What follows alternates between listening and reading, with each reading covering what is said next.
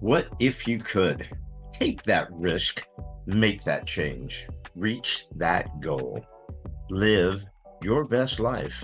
Welcome to another episode of the What If You Could podcast, where we get together with amazing experts and everyday people who share challenges, encourage healing, and explore the possibilities that life has to offer. I'm your host, Gary Scott, and I'm excited that you're along for the ride. Hey, everybody. Welcome to another episode of the What If You Could podcast and my amazing guest who's going to heal us. She's going to fix all of our guts, which are all in bad shape. Trust me, even if you don't think yours is, it is. Is the amazing Jacqui Meehan. Hello, Jacqui. Hey Gary, thanks for having me on. Absolutely. We're going to have a ton of fun. Um, I'm just going to go ahead and read your bio, which is perfectly sized, and then we're going to get cooking. So here we go, everybody. We are joined with Jacqui Meehan, and she is a gut health specialist and functional nutritionist, a Baum College grad and level two restorative health practitioner who helps women resolve IBS and acne and hormone chaos using functional labs. She's got GI map, MRT, comprehensive blood work, and Dutch test, among many others, and she uses a holistic approach to her treatment. She could translate root cause science into simple steps listeners can use immediately regarding sleep, food, movement, stress, mindset, and hydration. Off mic, Jacqui likes to homestead in NorCal, growing heirloom apples and flowers. Mhm. Oh, that It's a just very sounds so wholesome existence. peaceful. I know. Yeah. That just sounds so peaceful. So, Jacqui, I can't wait to get in this. Like I told you, this is fascinating for me. This is a huge topic for me. So we'll get into this. But Jacqui, we're the What If You Could podcast. So, Jacqui, what's your what if you could? So Gary, okay, let's see. What if I could? So I think this question I've asked myself throughout a long period of my life, and now I feel like I have answered it. But what if I could feel good in my body? What if I could trust my body's ability to heal? What if I could feel spacious in my body? Yeah, so I think it's my personal journey in health has really been this questioning, is it ever possible to feel good again? And I really feel like I've gotten to that place. And so now my mission is to help other people that are asking themselves that same question.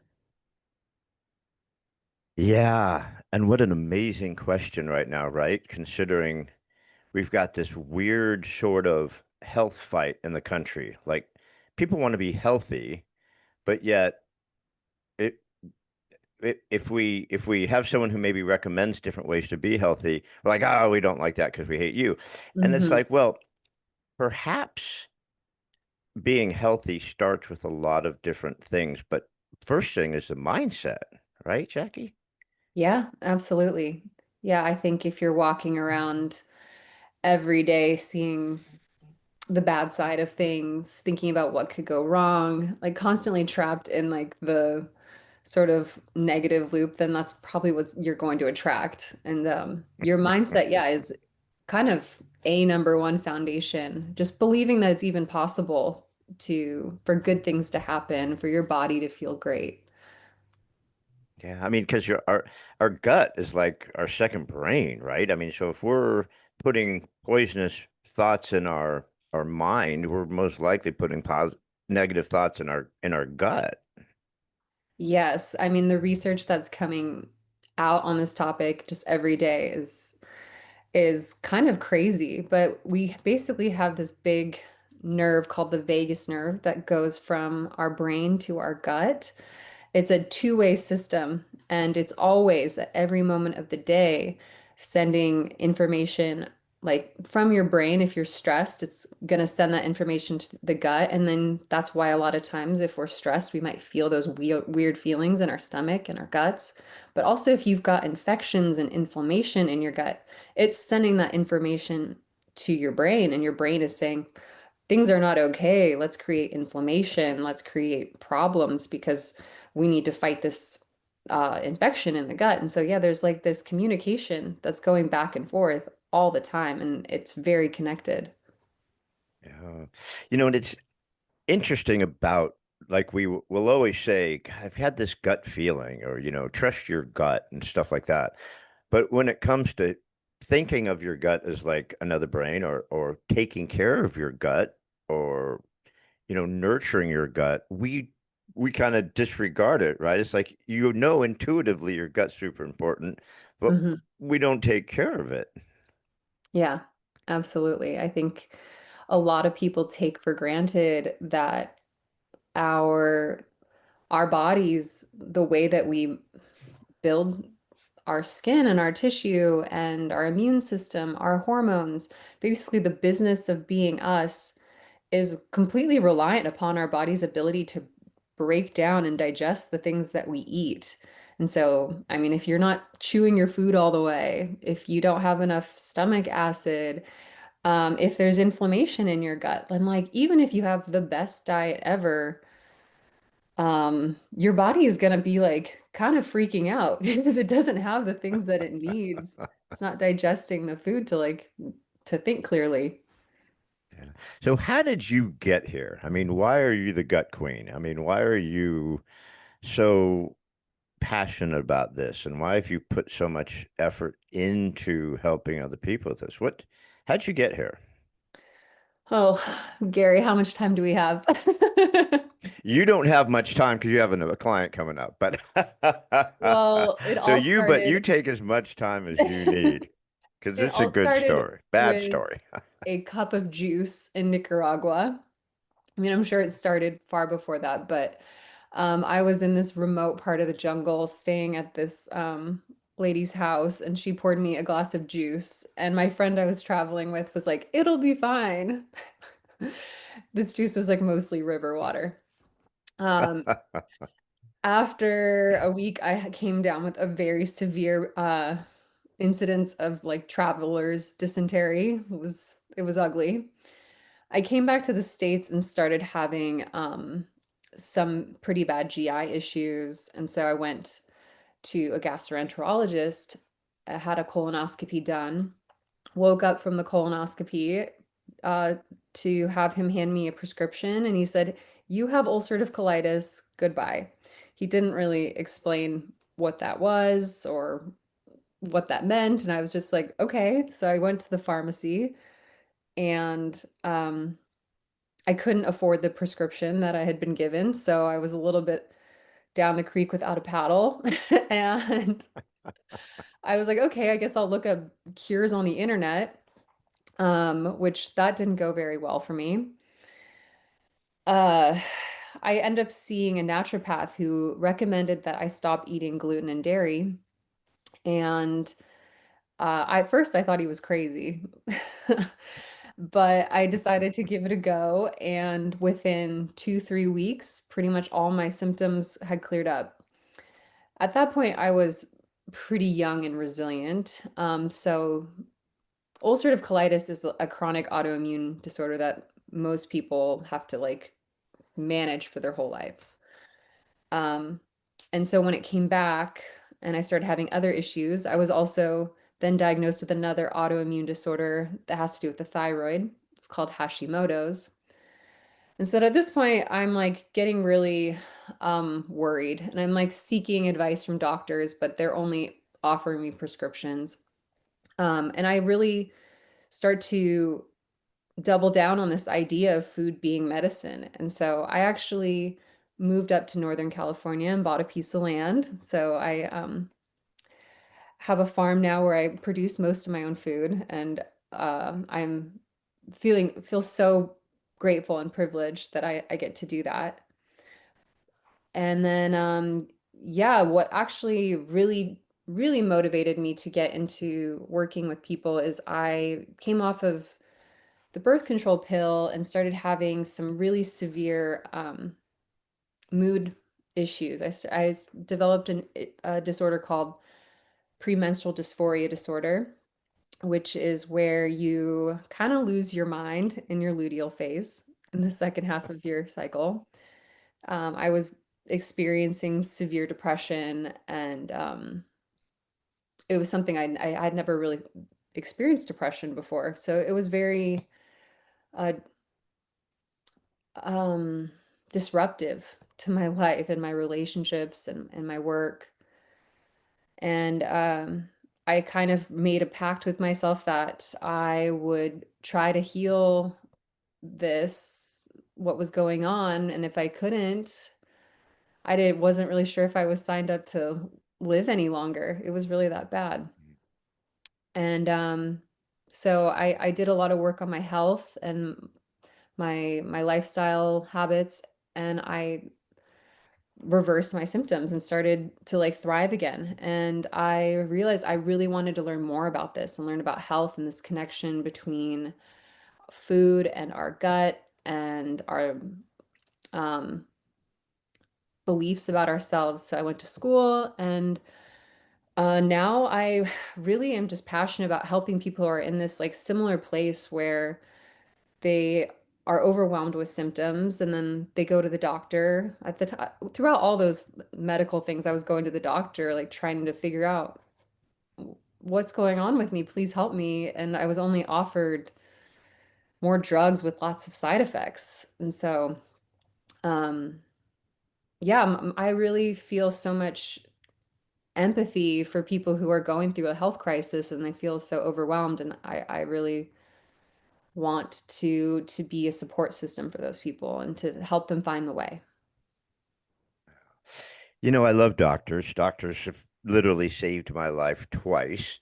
Um, but it really is tragic that so few doctors, you know, you walk into a doctor's office and you have 4 minutes, and that's, again, no knock against doctors. It's just how the system is.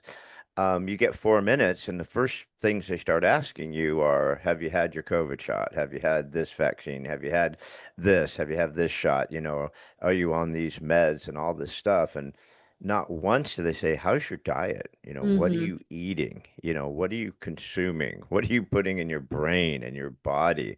Are you moving? Are you getting enough fluids? I mean, never. They just don't. I mean, and so they're not trained to either, really. I mean, I think someone told me that like doctors get like a semester of nutrition through all medical school or something mad I think like it's that. four So hours. is it 4 hours? Yeah, it's like this bizarrely low amount of things when considering what nutrition does for us. So is there was there pushback initially for you? Was it difficult to kind of get the research and do the research and go down the rabbit holes that you needed to, you know, to find truth, to find alternates to the medicine and the pharmaceuticals? Uh, so I think there is a lot of controversy in some sense. I'm like, what is the right diet? Like, do you eat all plant-based or do you just only eat meat, right?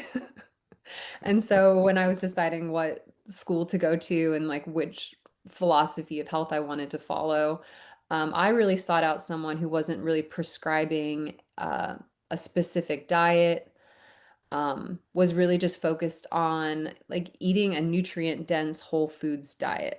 And honestly, I don't put a template diet on anyone that I work with. Everyone's body is different. People have different needs based on their energy levels, their genetics, and just if they have kids, all these different things. And so I think it really has become overcomplicated, and people, instead of like obsessing with over they should have lectins or not, or should like only eat grass-fed beef, instead of like having that argument, like why don't we just focus on only eating whole foods, like avoiding processed foods, and just when we eat those foods, cultivating gratitude, calming the body down, like really just being present while you're eating that food. I think those are the things that would make such a big difference rather than obsessing about some of these like more detailed approaches. Yeah, my wife and I just did a parasite cleanse for 20 some odd days. I have no idea what it did or if it worked or not. She's on the meat eaters side of things. She's Hmm. I want bacon wrapped in bacon covered in bacon and give me lots of ribeyes and butter and and I'm like, cool, right? Hmm. I'm on the fruits, vegetables, and fish thing. Have been for 40 years. I'm more of a pescatarian than a than anything else. But I'll eat a steak if I don't know if one comes along, which is every night with my wife.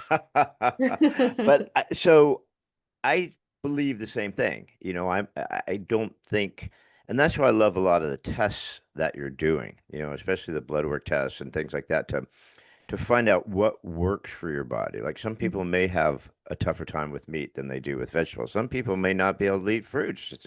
It doesn't work for them. And so I Hmm. like that you have that approach. You're not like, look, you have to eat this way to be a certain way, or it's not going to work for you, right? That just doesn't make sense. Yeah, everyone's different.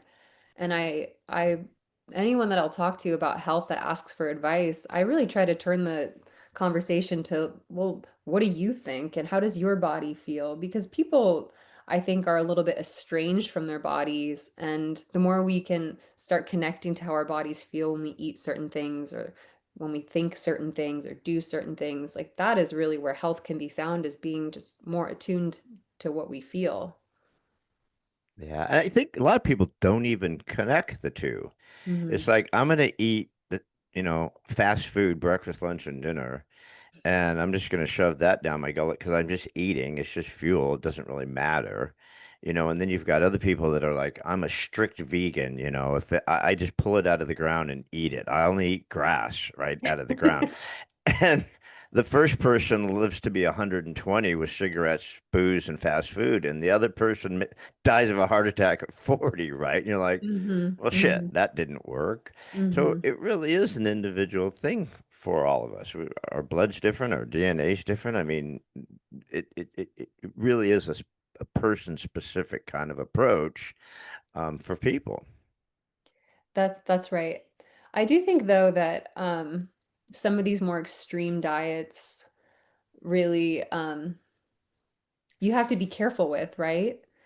Because Uh, like if you're eating only meat, um, like we were talking about earlier, this like mind gut connection is really built upon this foundation of the trillions of microbes that we have in our gut. And those microbes really need fiber. They need antioxidants and like a sort of like diverse plant thing to feed off of and grow. And so, and on that side, like you're really starving a lot of those beneficial microbes if you're only kind of consuming plant protein. And on the other side, if you're only eating plants, it's really difficult to get a lot of these like essential nutrients like protein and iron, which obviously you can get, through supplementation or being very diligent about what you eat as a vegan.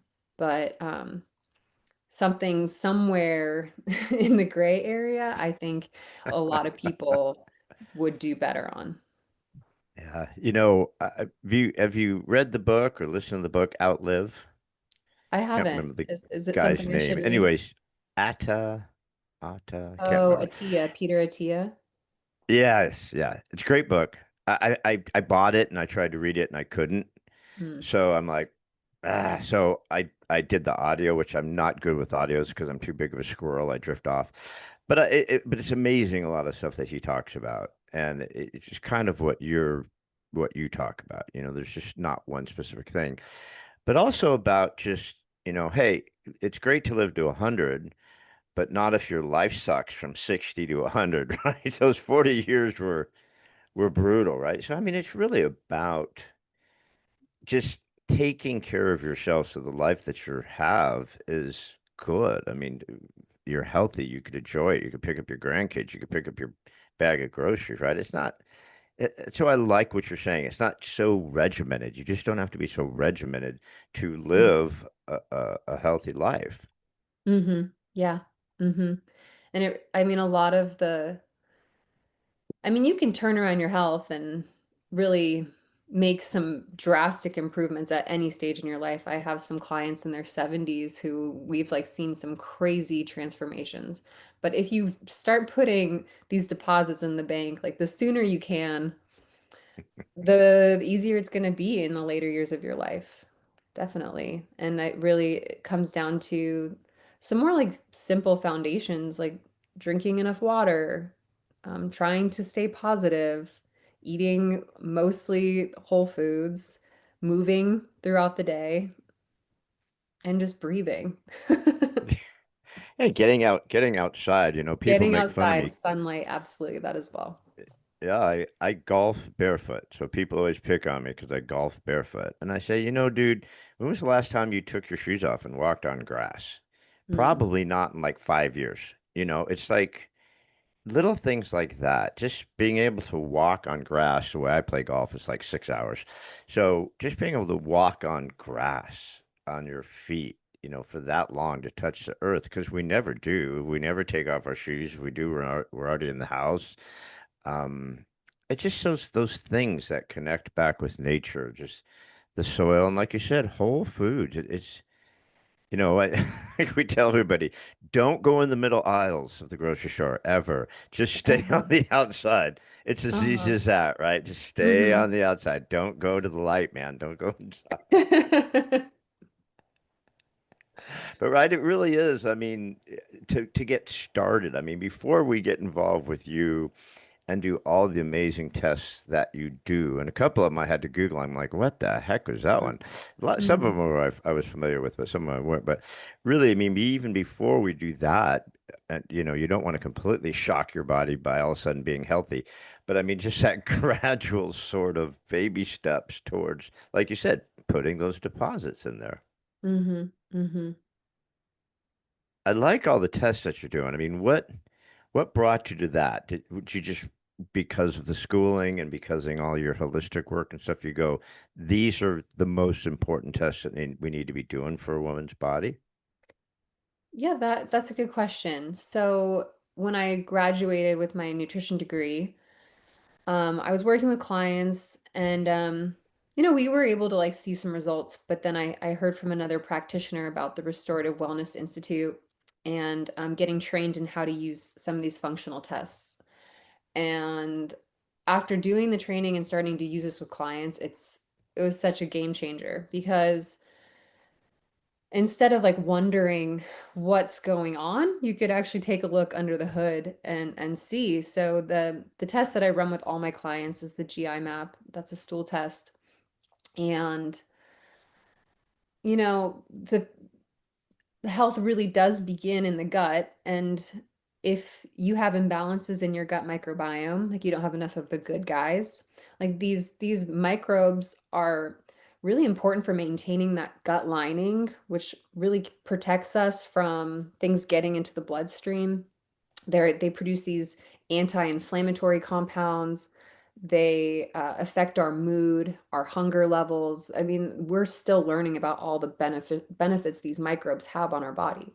So some people maybe don't have enough of those good guys.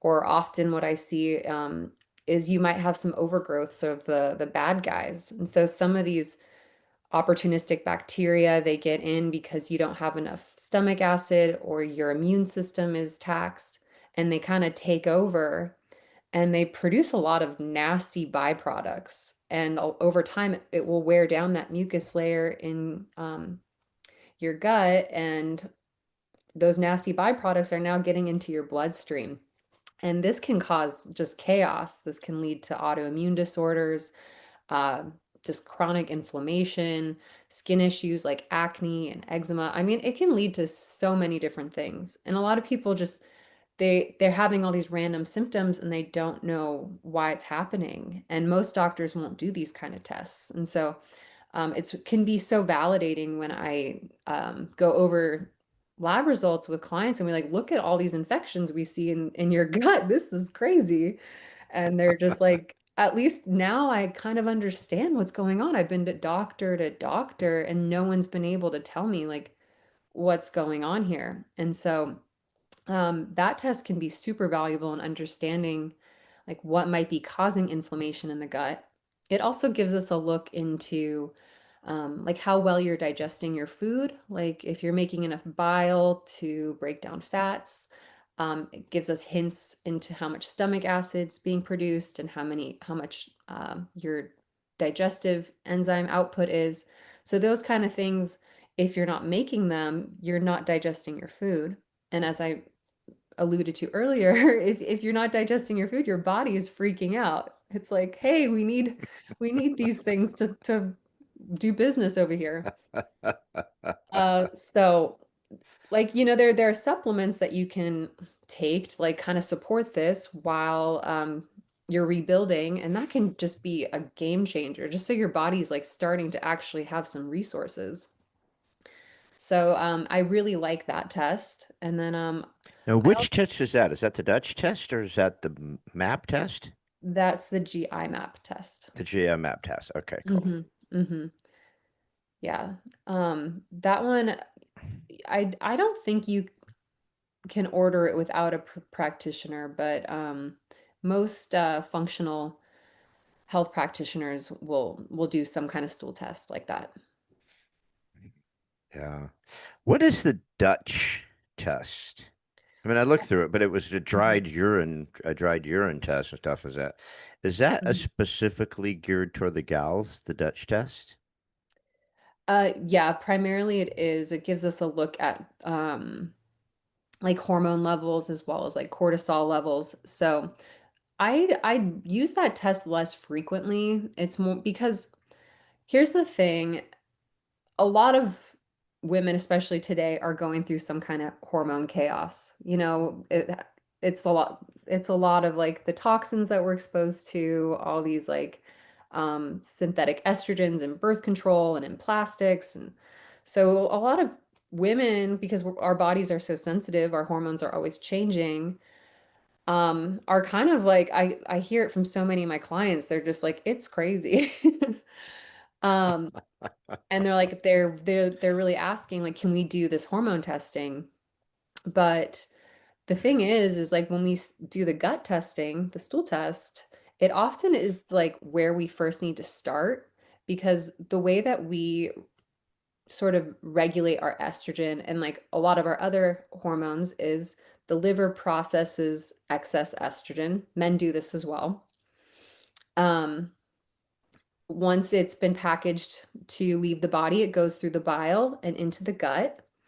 And then when it's in the gut, if everything's working smoothly, it gets pooped out. So that's how we like get rid of the excess estrogen in our bodies.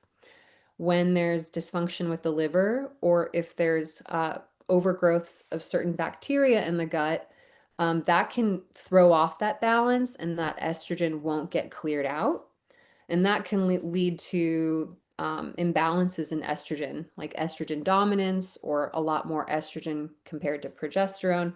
So, we could do the Dutch test and we could see, oh, that confirms what we already thought. But the prescription's still the same. It's still, we need to work on your detox pathways and balancing the gut microbiome. So, in order to save people money, I typically like, why don't we start with just doing this? And then if we still have questions about what's going on, then we can do further testing down the line. Yeah. And you talk a lot about the mental part and our emotions and things like that. And my mom's 90, going to be 90 in December, and she's been completely cuckoo crazy for at least 89 of those years. And she's complained about stomach issues for as long as I've been alive, right? Hmm. And they've done everything. I say, Mom, your stomach's perfectly fine. You're 90. You have all your teeth. You're healthy as a horse. You are physically fine. Your mind is completely a disaster. Your brain is a minefield, right? So, Hmm. um, it really is interesting how much the mind can affect the stomach and the body and all that. But also vice versa, right? I mean, if we're just constantly pouring processed foods into our body with no fibers, no nutrients, filled with Hmm. chemicals, filled with poisons, Hmm. that too will reverse and make us crazy, right? I mean, it really is a battle for your body to fight all that. Yeah, I mean, if you're eating mostly refined carbohydrates and lots of fat, that's what you're feeding down in your gut. And so the species that are going to thrive on that diet are not always the ones that are going to be doing all those really nice things for you. They might be creating these inflammatory byproducts, which that that inflammation, is going to get to your blood-brain barrier and eventually start wearing it down, and that's going to affect your mental state, like they've found that about 70% of people with IBS, and IBS is kind of just a general term for people with gut issues at this point. Yeah. 70% of people with IBS report having anxiety or depression. There's just this kind of clear correlation there that when your gut isn't happy, it's hard to feel happy in your brain. Yeah.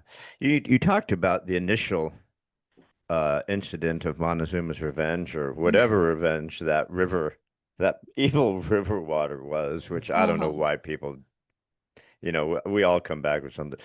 Um, but you also talked about birth control, Mhm. getting off the birth control and kind of spiraling also again, in a different kind of way. Um, what are the options for gals? I mean, if obviously you want to stay on birth control, if you want to take the prescription of the birth control, Mhm. um, but it really does whack the hormones, doesn't it? Yeah, I mean, so if you think about it, it's like if you're taking the pill, for example, it's something that your body has to process every day. And as I mentioned, your liver has to process your own estrogen that you're making. So imagine like there's extra estrogen and all other hormones that you're taking. So your liver has to use lots of vitamins and minerals to do that processing. So it really like burns through things like magnesium and B vitamins and zinc. So a lot of women who are on synthetic birth control become deficient in these really vital vitamins and minerals. Um, but yeah, there are not a whole lot of great options. I think I just heard that they are moving into clinical trials of like a non-hormonal male birth control. So that's something to look forward to. Um, You go, guys. It's time guys yeah, take some responsibility, man. You I start know. taking those pills every day. Guy, Yeah. that's going to be a complete disaster because guys can't remember to take, right? I mean, it's going to be a nightmare. Come on, we got to have more confidence in the boys. Well, I don't know, man. Unless you're married and your wife makes sure she stuffs it in your donut every morning. Other than that, we're in big trouble. Hmm. Um, Besides the stomach and the gut, um, what are some of the other organs, the livers, the kidneys, spleen, pancreas, whatever? What are the other organs that seem to be suffering the most right now that are kind of really getting hammered by our current American diet? Oh, that's a good question. Ooh, well, I think one of the biggest issues we see is with blood sugar regulation. And so, whenever you eat carbohydrates and those get digested and sugar is released into the bloodstream, your pancreas releases insulin. So, people who eat like a really high sugar diet, that the pancreas gets a little hammered because it's constantly having to make and release insulin. But then, I mean, one of the other issues with this is uh, if you're constantly flooding your circulatory system with sugar, and your cells are like, we don't need any more of this. We were good.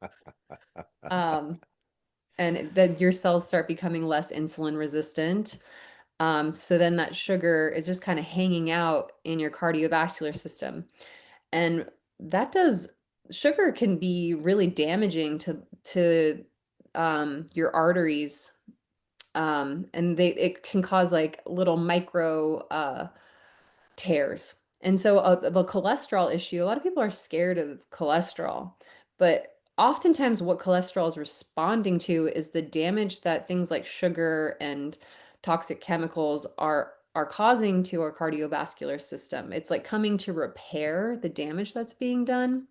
So I think people are kind of villainizing maybe the wrong thing. I mean, don't get me wrong, cholesterol can then cause some big issues with our heart health and our cardiovascular system, but oftentimes it's not necessarily from the saturated fats and the cholesterol-rich foods. It's actually from these high sugar, high refined carbohydrate diets. Yeah. It's interesting that our body needs cholesterol, our brain needs cholesterol, and Mhm. especially our brain, And Yeah. so the pharmaceutical industry keeps lowering the number where our cholesterol should be. It used to be 300, then it's 250, then it's 200. Now if it's 100, you better start taking these statins because, Right. man, you're gonna have a massive heart attack. It's like, dude, my cholesterol's not that bad, and like you said, it's not that type of cholesterol which causes the issues. So you start taking statins, and then you have Alzheimer's and dementia and Hmm. strokes and all these other things. You go, Yeah. that wasn't the idea.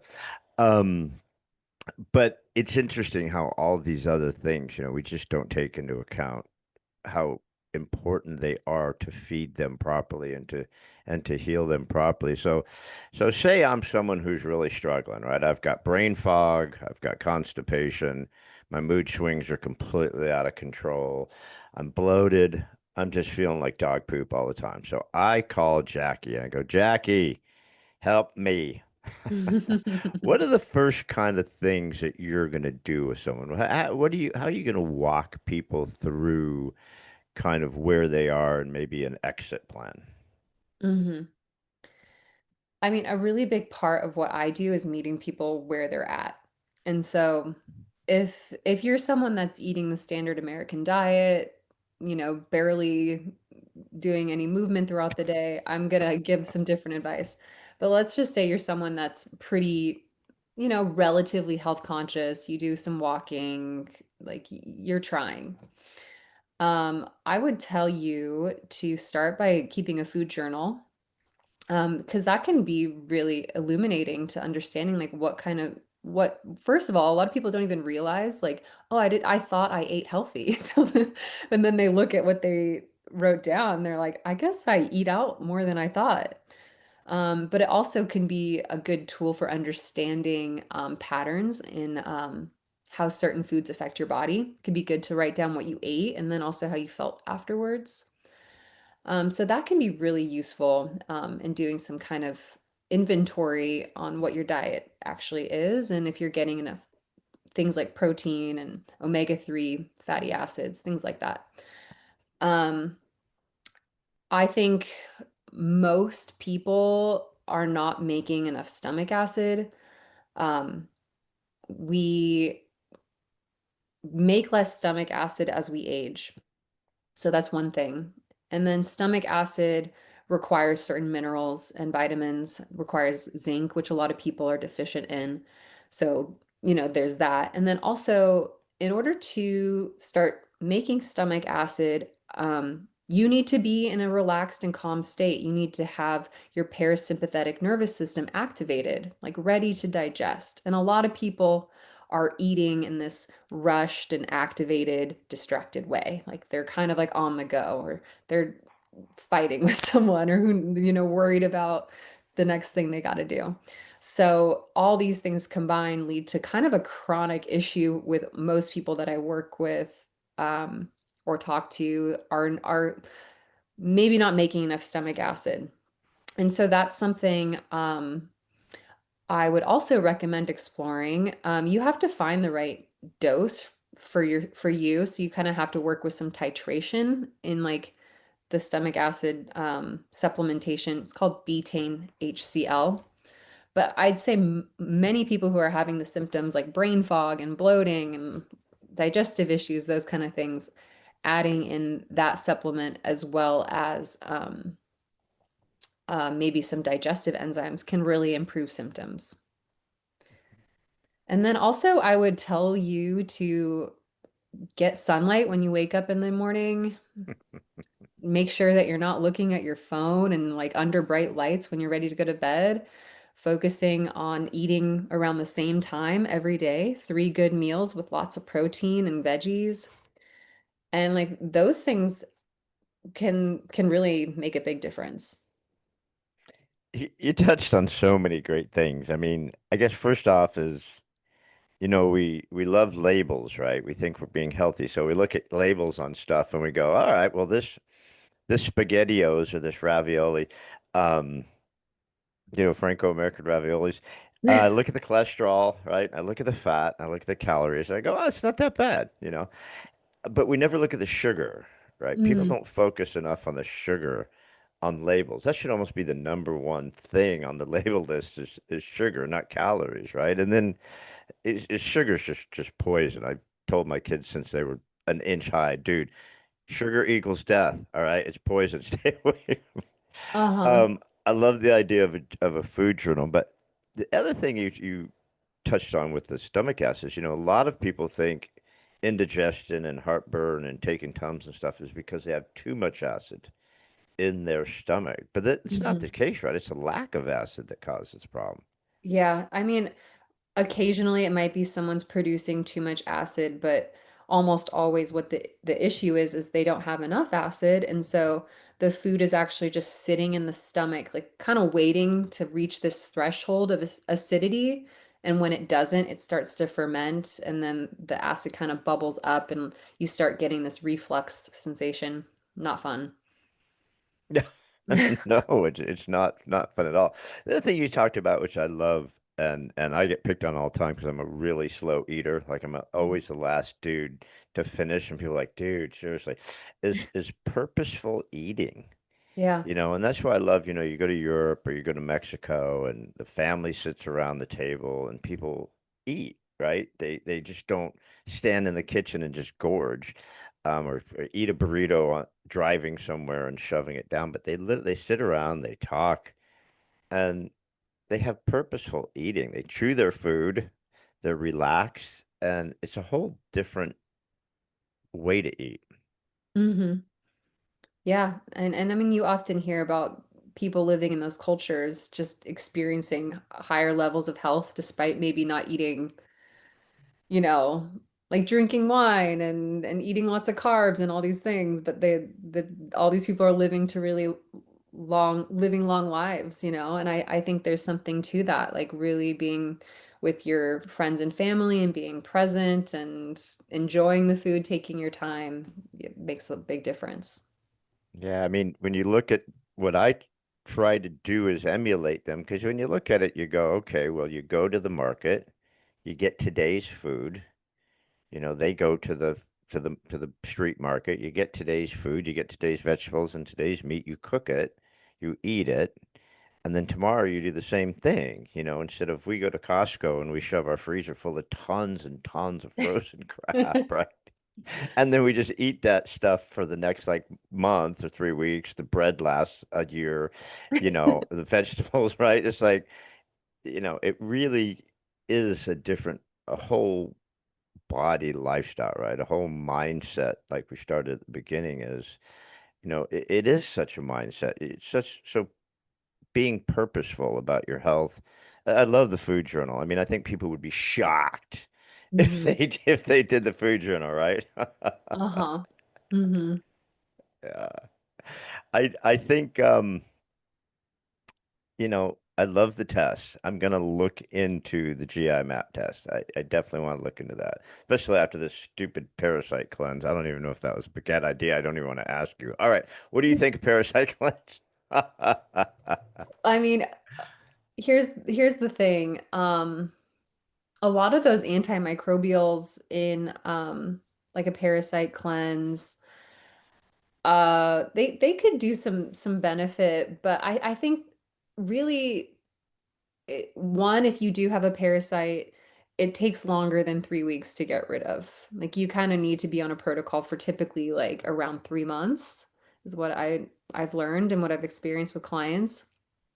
Um, and I think there's no need to do that unless you've like tested and sort of found that you have a parasite, or if you have a lot of symptoms, because sometimes they don't show up on the test. They're a little bit hard to find, but like, are there a lot of symptoms maybe giving signs that you have a parasitic infection, you know? So, um, I do think it's good to maybe like, especially in the fall and spring, these like kind of changes of the season are a great time to do a refreshing sort of cleanse for your health. Do something to really support your liver. But if you're like not taking care of yourself, if your detox pathways aren't already open, like doing those kind of cleanses can sometimes do more harm than good. Does that make Yeah. sense? Oh, 100%. And I think like I do a vegetable shake every morning, and so I try to put in it already a little clove powder, a little ginger powder, a little cayenne powder, and cook with turmeric and things like that, and just try to Hmm. get those things in your diet, on a Yeah. regular basis instead of just trying to shock the crap out of your diet at one time and your body goes, what are you Hmm. doing to me? I like some of those bugs. They're actually good for us. But Uh-huh. well, you've been awesome. I swear it's just the times always just goes too fast when I have someone fun to talk to. Um, so I lied earlier. I'm a liar. You're such Most a dudes liar, are. Gary. I'm such a freaking liar. Um, I said I had one question, but I actually have two questions, and I give you the what if you could question because I think that's only fair. But this question I kind of sneak up on you. So, Jacqui, if there's something that means something to you, before we sign off, that you'd like to leave with people, it could be from a fortune cookie, it could be a bumper sticker, it could be something you read, it can be from your training, it can be from your work. Is there something in your heart that you would really like to share with the gang before we hasta luego? Oh, it's a sweet thing to end the conversation with.